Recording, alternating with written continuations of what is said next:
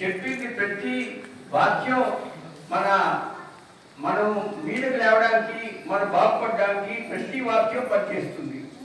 ఇప్పుడు अच्छे ఉన్నది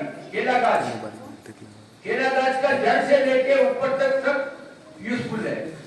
అలాగే మన అర్చిచెట్టు ఉన్నదంటే వేరు నుంచి మీరు దాకా అంతా యూస్ఫుల్.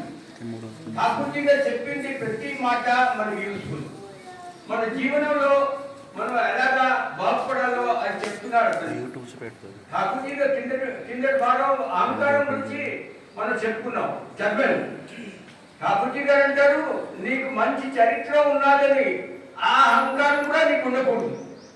ఇప్పుడు కొంతమంది ఠాకూర్ ఉత్సవంలో ట్రైన్లో వచ్చారట. ట్రైన్లో బాగా రష్ ఉండిట. వచ్చారు ఠాకూర్జీ గారు అడిగాడు, అడే మీరు ఎలా వచ్చారు అని. ఠాకూర్ ట్రైన్లో చాలా భీడు ఉండేది, చాలా మనుషులు రష్ ఉండేది, మేము జయగురు జయగురు అని పాట పాడుకుంటూ కీర్తన చేసుకుంటూ వచ్చాము అని అన్నారు. అప్పుడు ఠాకూర్జీ గారు అంటారు, ఈ ఆలోచన పుస్తకంలో చదివిందండి.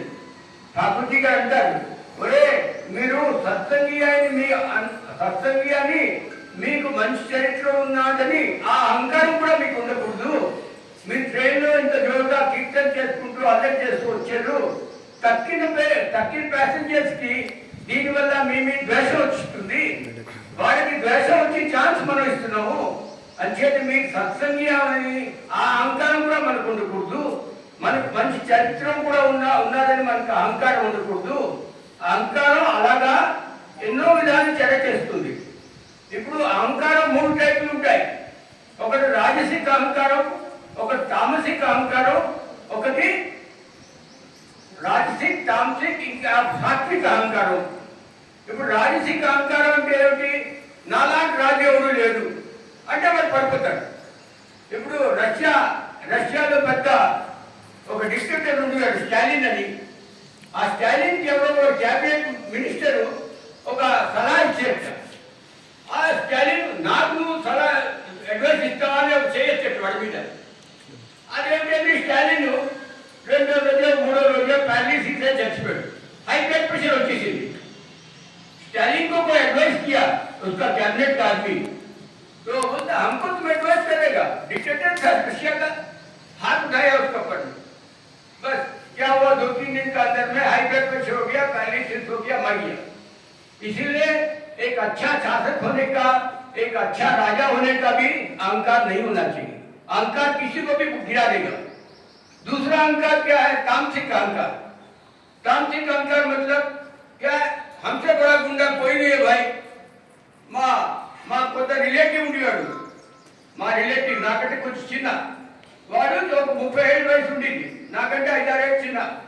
వాడితో ఇలాగే మాట్లాడుతుంటే అన్నాడు, అన్నయ్య నాకంటే గుండా ఎవడన్నాడు. అమ్మ వీడు గుండా అని నాకు అప్పుడు తెలిసింది. దాని తర్వాత ఏంటంటే ముసలైపోయాడు. ముసలైపోయిన తర్వాత అందరూ సత్సంగంలో వచ్చిస్తారు, భక్తి మార్గంలో వచ్చిస్తారు. వాడు గుండా కాదు, అసలు మాట్లాడేవాడు గుండా అని, కానీ వాడు కొడుకు కూతురు ఇద్దరు గుండా అయిపోయింది. అంచేత ఆ తామసిక అహంకారం కూడా ఉండకూడదు. నాకంటే గుండా పెద్దవాడు, అలాగా తామసిక అహంకారం కూడా ఉండకూడదు. మళ్ళా మంచి చరిత్ర ఉన్నదని ఆ అహంకారం కూడా ఉండకూడదు. రాజా బలికి నాకంటే దానవీరుడు లేడని అహంకారం ఉండేది. విష్ణుమూర్తి వచ్చాడు, అహంకారం చంపేసుకొని చిన్న బాలుడు రూపంలో ఏం కావాలని నీకు అన్నాడు. బాలుడు నీకేం కావాలన్నాడు. అంటే 3 డబ్బులు భూమి ఇచ్చి అన్నాడు, ఇంకేమీ అక్కర్లేదన్నాడు. తీసుకోమన్నాడు. విష్ణుమూర్తి నరకంలో వెళ్ళిపోయాడు కదా, వాడు రాజా బలి నరకంలో వెళ్ళిపోయాడు కదా. అంచేత అహంకారంతో ఎవరైనా పడిపోతాడు. అంచేత అహంకారం అన్న వస్తువా రాజసిక్, తామసిక్ అండ్ సాత్విక అహంకారం కూడా మనకు ఉండకూడదు. ఈ అహంకారం చంపిస్తుంటే మనం జీవనంలో బాధపడతాం. అంటే ఈ అహంకారం చంపించుకోవడానికి ఠాకూర్జీని పట్టుకుంటేనే ఆ అహంకారం మనకి సబ్సైడ్ అవుతుంది, రెడ్యూస్ అవుతుంది, ఇంకేం దాగలేదు. అంటే మనం బాగుపడాలంటే మన అహంకారం పూర్తిగా జీరో చేసుకోవాలి. Then only you will come up. ఠాకూర్జీని అడుగుతారు, ఠాకూర్జీ ఈ లోకంలో ఎవరైనా ఇలాంటి మనిషి ఉన్నాడు అహంకారం లేని వాడికి? एमपी केवल लोग को अच्छे यार अहंकार नहीं. तो ठाकुर जी अंदर absolute lady has no ego. Absolute devotee has no ego. అంటే నువ్వు పూర్తిగా భక్తుడు అవుతే నీకు ఇగో అవదు. అంచేత మన అహంకారం చెప్పుకోవాలంటే పూర్తిగా భక్తుడు అవ్వాలి మనం. అప్పుడే మన అహంకారం చెప్పుకోగలము. జై గురు, జై భారత్.